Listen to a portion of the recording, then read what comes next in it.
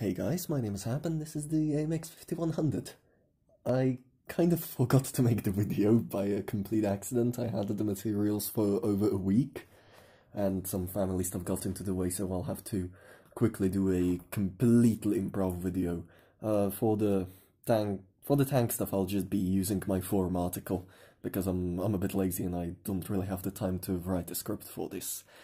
So I suppose I should talk about how is the tank in and of itself. I made the tank usher in its era of renaissance, since current random battles are far too unpredictable to be really enjoyed. I tried playing it in ratings, and all of the good stuff suddenly started blending into me. My brain started glowing so much they had to put screens around my entire body until I stopped playing and went for a quick nap. As the name suggests, of the video possibly, this tank definitely isn't a heavy. Why? If you still have some patience with me, then you can find out further on in this relatively short video. We'll start off with possibly the best bit of the tank, the part which differentiates it from its peers rather well. Are you sick of not hitting absolutely anything with any of your WZ or IS tanks? Do you want a high pen, high reliability gun that can actually hit something? Well, have I got a proposition for you. The 100mm SA-47 is an amazing gun. 3 shells in hardly 6 seconds, 232mm of penetration, if you use calibrated shells it's around 244, and hardly a 20-second reload. Sounds nice, eh? Well, just wait before I finish talking. While the gun is truly amazing, you probably deserve to know that it was even more powerful during what I like to call the Dark Ages. Instead of 3 shells, it had 4 shells. It's frightening, eh? Over 1200 alpha dispensed like that. That can take out most lower tier opponents, which is why it was lowered to the typical 3 shell counts that you see today. But just because it got a nerf like that doesn't mean that the tank is immediately horrible, not at all. The gun works against practically any kind of opponent, but what I absolutely have to recommend you is to make every shot count. You wouldn't believe how much trouble you'll be in if you fail to dispatch an opponent with your entire clip. But while the clip power is very good, the rest of the statistics take a bit of a backseat. The dispersion is something about 0.34, and you only have 6 degrees of gun depression. That may seem pretty bad, but you should remind yourself that a medium tank with that kind of gun depression is very walkable. See what I'm trying to get into your mind? Don't play the tank type, play the tank itself. While medium tanks don't have exactly good armor most of the time, and when I say most of the time I'm looking at WoT 1, that is hardly ever a problem. It starts to become an issue with a tank like this, however. It has something similar to the FCM-50T, a fellow tier 8 medium tank. The biggest issue isn't the armor thickness. That's what the boys at the GIAT assumed when they were making a tank with an oscillating turret. The biggest issue is how big it is. With an armor profile that high, just don't expect to be able to hide. You should start memorizing maps. If you know of a good place to hide when reloading and it doesn't put you in even more danger, then go there. The armor doesn't forgive mistakes, but at least you have a hefty chunk of health, 1590 with my setup. But leaving all of that armor behind opens up a very usable and actually nice avenue. Did I get you into the thinking mood now? Well, I sure hope so, because you're gonna have to comprehend the following sentence. Multi-purpose restoration pack, repair kit, and turbo boost. And you might say, but Hap, that doesn't sound right, and I'm going to have to stop you there since a turbo boost is exactly what you need. While the engine is really beefy, the top speed unfortunately isn't. It's 45, not something else that you would expect from a tank like this, something like 50. But this is perfectly fine. Why? Well, all of that reduced weight gives it rather decent effective horsepower. The horsepower rate can be as high as 16.4, which for a tank that weighs almost 50 tons is rather admirable. Most heavies will outperform you in terrain resistance, so there is not much you can do about that, but oh boy, the traverse. If you run the tank with the engine accelerator piece of equipment, then you can hit almost 50 degrees across the board. But now I'll talk about how this is actually useful. It's the tank's nature. You can't tank shots. You have to hit hard and relocate or move away quickly. And that's where that beefy engine and the turbo come in. I'm running double fuel and large rations as provisions last time I checked, so results may vary, but with my setup you can punch the horsepower above 1200. That's definitely a lot of power that gives you unbelievable amounts of leeway with your tank placement.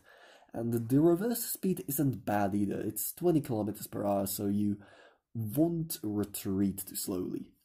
So I'll just like shorten this up for you.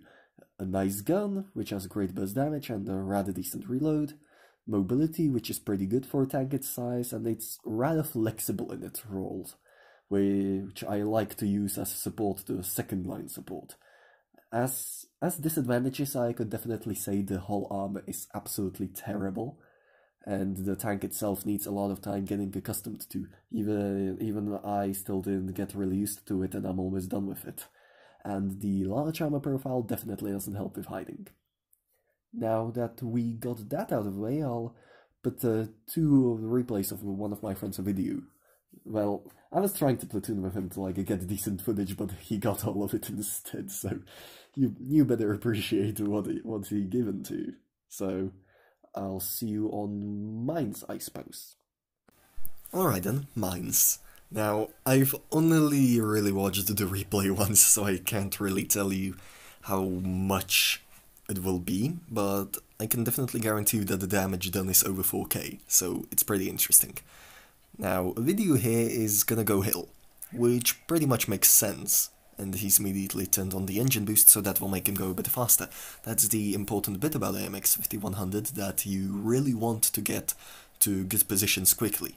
Now, I don't understand why people do this in the mines when they know there's just tanks. You should just like take a careful poke, not completely come out, it doesn't even like walk. And here we go, a ground shot. So the blaze comes in and immediately gets flogged for it.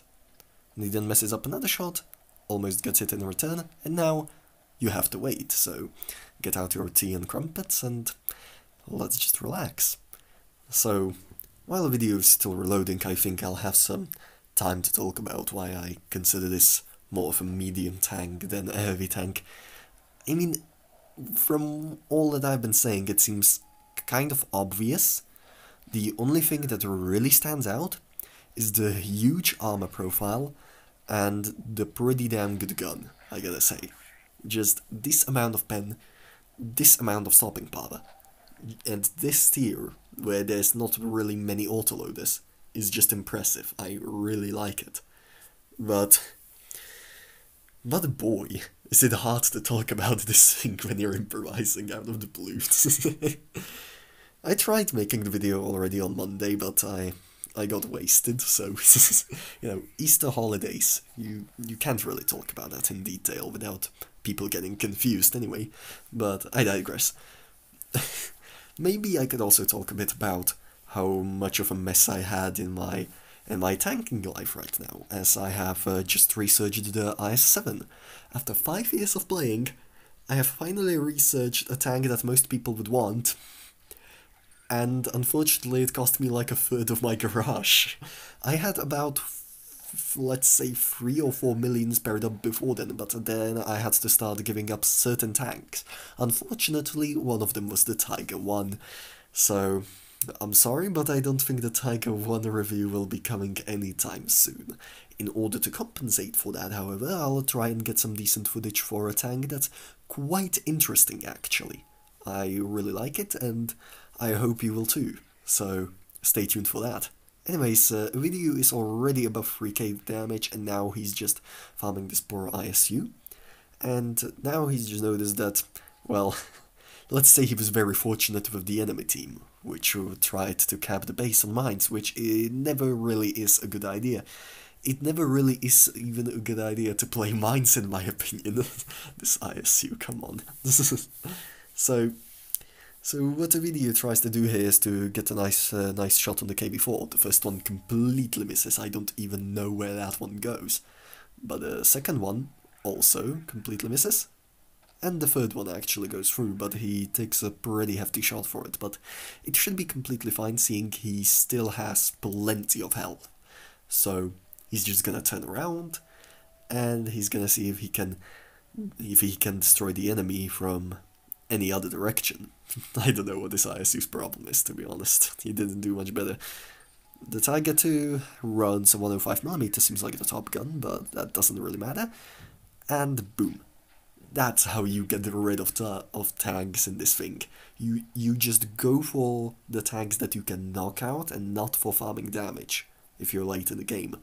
What you really want to do is to knock out enemy guns before they knock out you. And that's important in a lot of autoloaders actually.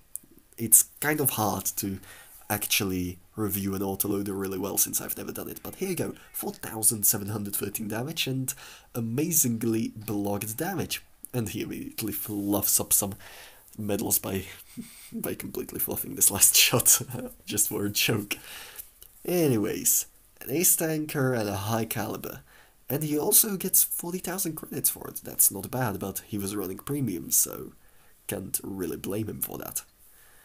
Yeah, this ISU, I don't really know. Anyways, I'll see you on Black Goldwill.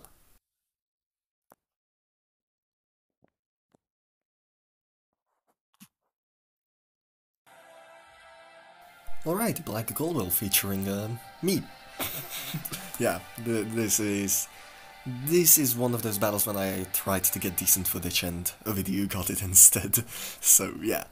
Now, the IS tanks kind of, well, let's just say they upset me a bit, and let's just leave it at that.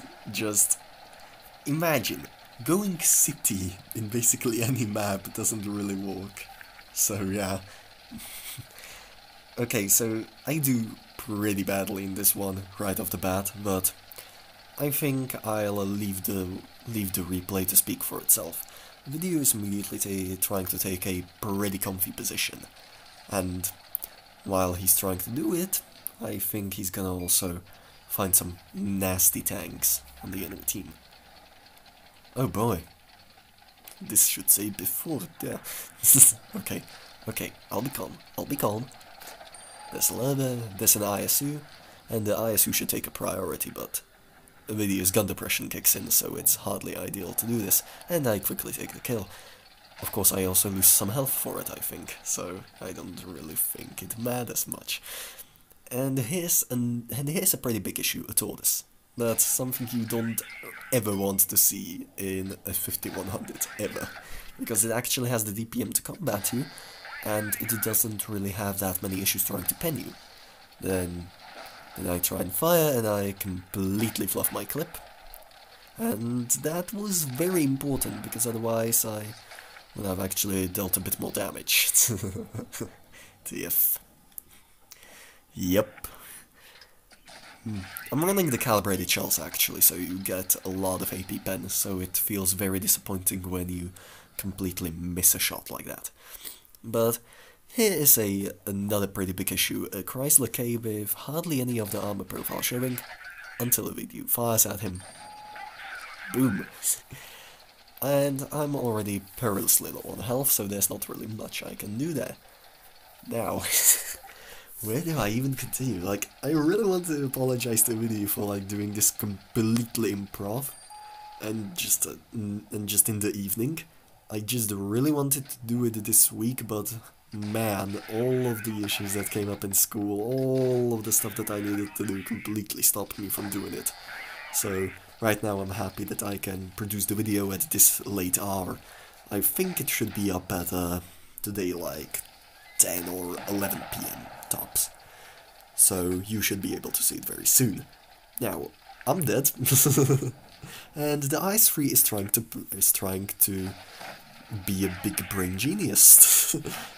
The AMX back would not help in this situation whatsoever, because right now he needs the IS-3's backup, and if he leaves them there alone, they could be easily dispatched actually. The Leva is a pretty fearsome beast when it comes to facing IS tanks, but it seems the IS-3 missed. How do you miss something like that? How do you bounce? Just... And the video comes in, and he's already got lots of damage. 3,500, and now we're at 3,556. And I think that's basically it for the replay. I think maybe he sneaks one more shot into the T-44 to run away. But other than that, This is really the meat and potatoes of the tank. You should never go really frontline in this, even against tier 7 tanks. You should always try and support your team the best as you can. Now, that's a nice shot. And that's an even better shot. He's completely down. Anyways, my name is Hap.